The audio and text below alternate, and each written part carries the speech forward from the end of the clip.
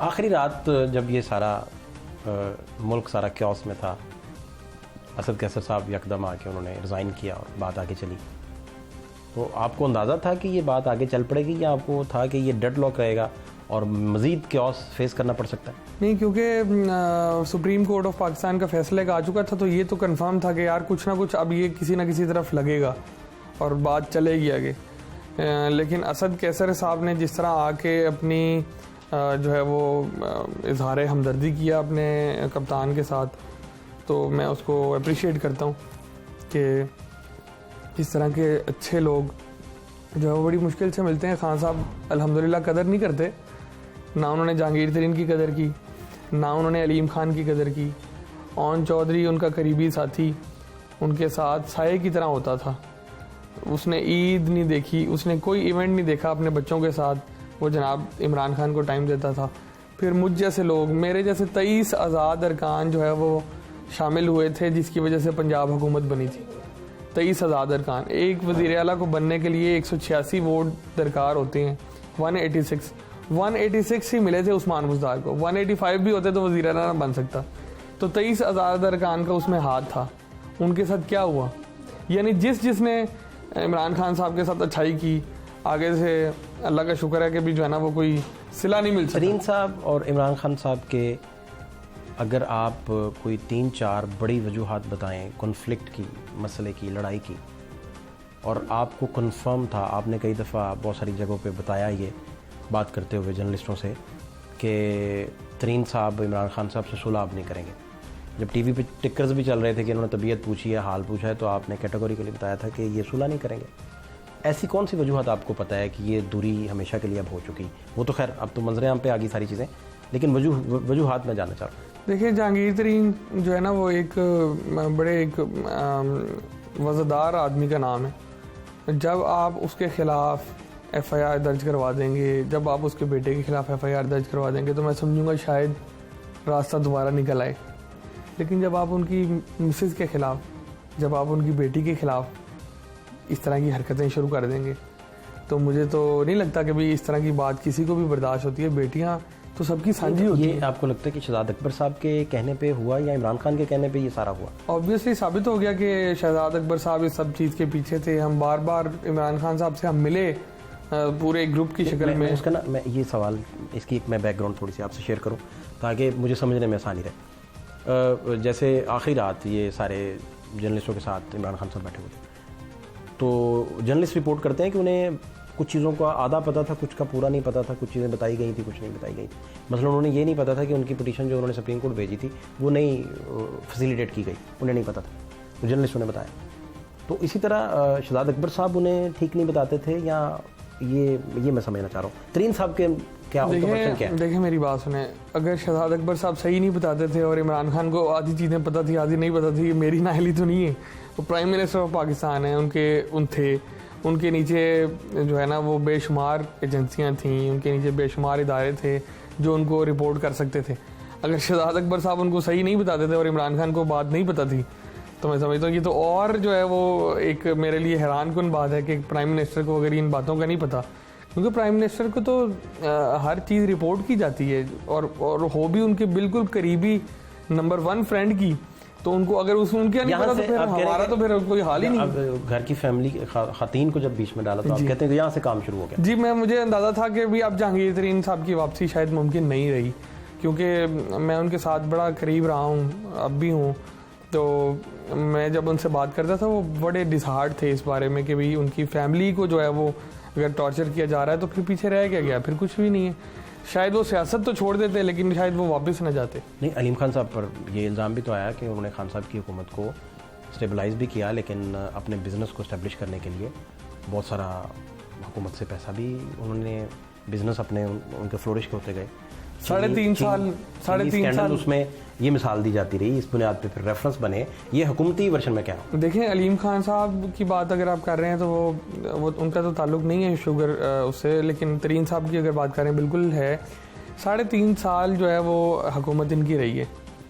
जहांगीर तरीन साहब से जब इनकी आपस में दूरियां हुई तो चीनी चली गई थी 55 रुपये से 70 रुपये तक। इल्ज़ाम ये लगता था कि 15 रुपये जो इजाफा हुआ है वो जहांगीर तरीन की वजह से हुआ है। तो जब दूरी के बाद 105 रुपये तक चली गई, वो किसकी वजह से था? 30 रुपये पे आप कोई नोटिस नहीं ले रहे, आप 15 रुपये आप उसको पकड़ के बैठे हुए हैं। एक बात और इसी पे समझ रही है मुझे, ये आप जो बता रहे हैं बातें वो तो चल रही हैं, मुझे ये समझना है कि तरीन साहब और इमरान खान साहब की दूरी भी थी, FIA ने मुकदमा भी दर्ज किया, तरीन साहब एक दिन भी अरेस्ट नहीं हुए। कमज़ोर मुकदमात थे ना, कमज़ोर मुकदमात थे। देखें, इमरान खान साहब की तो ख्वाहिश बहुत लोगों के बारे में रही है कि इसको आप पॉलिटिकल एंगल से देखें तो ये इमरान खान साहब ने फेवर ना दी कि गिरफ्तारी नहीं, कोई फेवर नहीं है। अब राना सनाउल्लाह साहब पे 11 किलो हेरोइन डाल दी, अंदर रहे ना जी, ठीक है, फिर बाहर भी तो आ गए ना। देखें, मेरी बात सुने, जब राना सनाउल्लाह साहब को अंदर किया गया था तो कौन सोच सकता था कि ये इतनी जल्दी बाहर आ जाएंगे, क्योंकि मुकदमा इतना कमज़ोर था और उसकी कोई एविडेंस नहीं थे। वो जान अल्लाह को देनी, जो हमारे शहरियार अफरीदी साहब हैं, उन्होंने बार बार कहा कि मेरे पास फुटेजेस हैं, मेरे पास ये है, मेरे को क्या अदालत में साबित कर सके, वो बाहर आ गए। इसी तरह जहांगीर तरीन साहब के खिलाफ कोई इस तरह के एविडेंस ही नहीं थे, क्योंकि कोर्ट में था ना मामला, ना कोई FIA ने गिरफ्तारी करनी थी। FIA तो बार बार गिरफ्तारी करने की दरखास्त देती रही है, लेकिन कोर्ट ने इजाज़त दी नहीं थी उनको गिरफ्तार करने की। अलीम खान साहब और खान साहब, इमरान खान साहब की दूरी की कुछ वजूहात तो अलीम खान साहब ने प्रेस कॉन्फ्रेंस में, कुछ वजूहात आपको भी ऐसी पता है कि जो शायद अभी रिकॉर्ड पे ना हो, लेकिन वो बड़ी डेप्थ वजूहात। बिल्कुल इस तरह की वजूहात मौजूद हैं और वो हम निजी महफिलों में हमसे शेयर करते हैं। मैं समझता हूँ कोई ऐसी बात जो आप बता सकें। उनको बहुत टीज़ किया गया है, मैं आपको ये बताऊँ, उनको बहुत तंग किया गया है। एक होता है कि उनको सिर्फ जेल में नहीं डाला गया, उनको इसके अलावा भी बहुत ज़्यादा टीज़ किया गया है, मेंटली टॉर्चर किया गया है।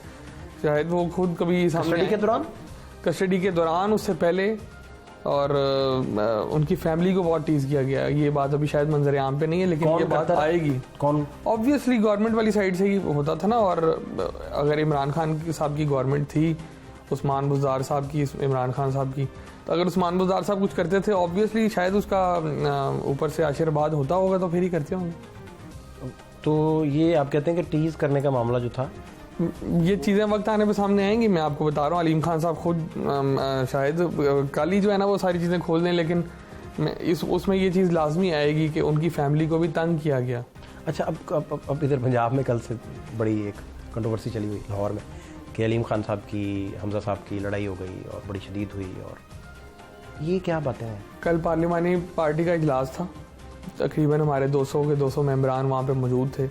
उसके बाद एक मीटिंग हुई हमजा साहब के रूम में, और 10 लोग उसमें शामिल थे, उसमें मैं भी शामिल था, अलीम खान साहब भी थे। तो कोई ऐसी बात नहीं हुई हमारी। आगे बड़ी प्रोडक्टिव मीटिंग हुई वो वाली, बल्कि कि आगे हमने किस तरह चीज़ों को मैनेज करना है, किस तरह लेके चलना है, अपने मेंबरान का किस तरह जो है ना वो उनको किस तरह असेंबली पहुँचाना है, ये सारी चीज़ें डिस्कस हुई।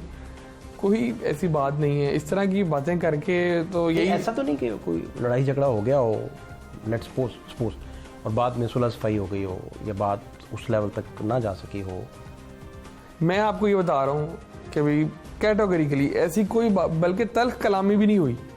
बहुत कुछ कहा जा रहा है, लेकिन बिल्कुल कोई ऐसी बात नहीं हुई कि जिसको जो है ना हम ये समझें कि यार इनकी कोई आपस में लड़ाई है। कोई ऐसा मसला नहीं था, बल्कि अलीम खान साहब ने सबसे ज़्यादा प्रोडक्टिव बातें की हैं कल वाली मीटिंग में। ऑब्वियसली मैं उनको शेयर नहीं कर सकता। नहीं, मुझे इतला मिली है जी, मुझे इतला मिली। कुछ लोग जो उस मीटिंग के अंदर थे, उस मीटिंग में आपने बताया 10 लोग थे तकरीबन कोई 5 के से मेरी बात हुई जी। उनमें से एक दोस्त ने बताया कि अलीम खान साहब कहते हैं कि मैं अपनी सीट भी छोड़ता हूँ और मेरी सीट की जगह आप अपना बंदा ले आए, मैं तो अपनी सीट भी छोड़ता हूँ, वजारत मुझे चाहिए होती। ये लफ्ज़ उनके थे। अब लड़ाई वाली बात की किसी ने तस्दीक नहीं की। तो एक बंदा अपनी सीट की कुर्बानी देने के लिए तैयार है आपके मुताबिक, अगर आपको किसी ने इस तरह की कोई बात हुई है, आप तस्दीक करते हैं इस तरह की बात हुई है? वो अलीम खान साहब ने ये बात बेशुमार दफ़ा की है कि भाई मैं किसी ओहदे के लिए या वजारत के लिए आपके साथ नहीं आया। पार्लिमानी मीटिंग में भी उन्होंने ये बात की, मैं जब आपको वोट दूंगा आप वज़ीर आला बन जाएंगे, मैं रिज़ाइन दे दूंगा अपनी सीट से भी, कि मुझे एक MP की सीट की कोई ज़रूरत नहीं है। उन्होंने ये बात की है। लेकिन कल ऐसी कोई बात नहीं हुई मीटिंग में। ये बात पहले हो चुकी है कई दफ़ा, लेकिन कल नहीं। अब मुझे आपसे ये भी जानना है कि आने वाले दिनों में आपको याद होगा ये हवाला बड़ा दिया जाता है, डॉन लीक्स जब हुआ था तो हुक्मरान जमात को कहा जाता था कि वज़रा से कहिए इतनी तलखी में बात ना करें, सख्ती से बात ना करें। तो जो ही कोई पार्टी इक़्तिदार में चली जाती है तो उसके लहजे कुदरती उसे भी नहीं पता चलता, वो अप हो जाते हैं। और ऊपर से नैरेटिव सेट हुआ है कि इमरान खान साहब अमेरिका के सामने खड़े हुए हैं, आम लोग ये बातें कर रहे हैं, आम लोग। तो इसमें तसादुम के रास्ते फिर ज़्यादा निकलते हैं। और फिर पता हो कि शायद कुछ आने वाले दिनों में, जैसे मैं तातार साहब से भी पूछ रहा था कि ऐसा one fine morning Rana Sanaullah साहब प्रेस कॉन्फ्रेंस करके कह रहे हो कि इमरान खान साहब का नाम ECL में डाल दिया, लेट्स सपोज। तो इन सिनेरियो को आप पॉलिटिकली टफ नहीं हो जाएगा, फिर स्मूथ सेलिंग नहीं मिलेगी? दो बातें की आपने। एक तो इमरान खान साहब जो अमेरिका के खिलाफ जंग लड़ रहे हैं, ये कौन सी अमेरिका के खिलाफ जहाज़ है जिसमें जो इमरान खान साहब के साथ जो सिपाही हैं वो शहबाज गिल है, जो सिपाही हैं वो जनाब शहजाद अकबर है, जो सिपाही हैं जनाब वो सारे। मैं कल एक लिस्ट देख रहा था इनके काबीना के जो है ना वो 16-17 अफराद जो हैं वो अमेरिका की नेशनल हैं। ये कौन सी भाई जंग है, ये हमें भी समझाएं। मतलब अमेरिका के ख़िलाफ़ जंग है और वो जो सिपाही हैं वो सारे अमेरिकी हैं। मतलब या तो उनको कहीं यार पहले जो है वो नेशनलिटी छोड़ दें, नेशनलिटी अमेरिका की। शहबाज गिल साहब का मैं एक कल इंटरव्यू देख रहा था, वो उनको किसी एंकर ने कहा कि आप अमेरिका के खिलाफ कोई बात करेंगे, उनके खिलाफ नारा लगाएंगे। मतीउल्लाह जान साहब कल पूछे, मतीउल्लाह जान साहब जी जी। तो मतलब कहने का ये कि वो बात करने के लिए तैयार नहीं है। और कौन सी जंग है ये तो एक पॉपुलर एक हमारे मुल्क में एक नारा बिकता है, तो कोई और अब नारा रहा नहीं। ये नारा नहीं रहा कि मैं चीज़ें सस्ती कर दूंगा, ठीक है। ये नारा नहीं रहा कि मैं करप्शन ख़त्म कर दूंगा। ये नारा नहीं रहा कि भी मैं आऊँगा तो शायद दूध की नहरें बह जाएंगी। अब कौन सा नारा पीछे रह गया था? एक नारा रह गया था, वो अमेरिका के खिलाफ, वो लगा के अब सियासत उस तरफ चला दी है। ये सही नहीं है यार। मतलब आप 3.5 साल, आप तब ये बात करें जब आपके पास इक़्तिदार ना रहा हो। अब इक़्तिदार आपके पास रहा है, आप जो है मतलब वहाँ जाके अमेरिका में, आपको याद है वाशिंगटन में बड़ा वो जलसा किया था और उसके बाद ट्रम्प के साथ मुलाकातें और बाद में आते कश्मीर का मसला हो गया। फिर उसके बाद बाइडन ने कॉल नहीं की। ये कौन सा ये कौन सा मतलब ये नैरेटिव है जो आप बनाना चाह रहे हैं अमेरिका के खिलाफ? आपको पता है कि जब शहबाज शरीफ साहब प्राइम मिनिस्टर बने हैं, सबसे पहले मुबारकबाद चाइना ने दी है। तो चाइना अगर शहबाज शरीफ के आने से इतना खुश है, आपको नहीं पता कि चाइना और अमेरिका के क्या स्टेक्स इन्वॉल्व हैं सारे के सारे? ये बातें इनमें डिटेल में मेरा ख्याल है हमें नहीं जाना चाहिए। और दूसरा सवाल आपने किया जो माजी की जो हुआ तलखी आ जाती है लहजे में। माजी की तलखियों से हर कोई सीखता है, मैं भी सीखता हूँ, आप भी सीखते हैं। ऑब्वियसली PMLN ने भी सीखा होगा और उनसे अगर उन्होंने सीखा है तो वो शायद उस तरह की बात, उस तरह के काम ना करें कि जिससे नुकसान हो। तजर्बाकार टीम तो है।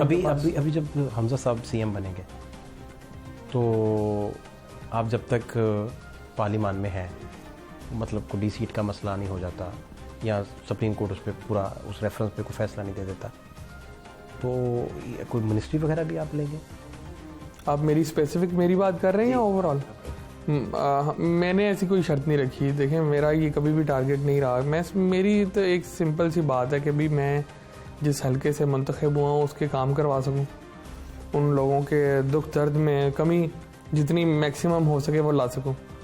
मैंने सिर्फ यही गुजारिश की। आपके ज़मीर पे ये बोझ नहीं रहता कि आप आइन के से आपकी जो फुली लेटरेंट स्पिरिट है उस पर इम्प्लीमेंट नहीं किया, आप पार्टी से रिज़ाइन कर देते और वोट मुनहरफ के तौर पर ना डालते? हाँ, अगर मैं PTI के टिकट पे जीता होता, उनके मंशूर पे जीता होता, उनके एहसान तले दबा होता, तो शायद मैं ये डिसीजन ना करता।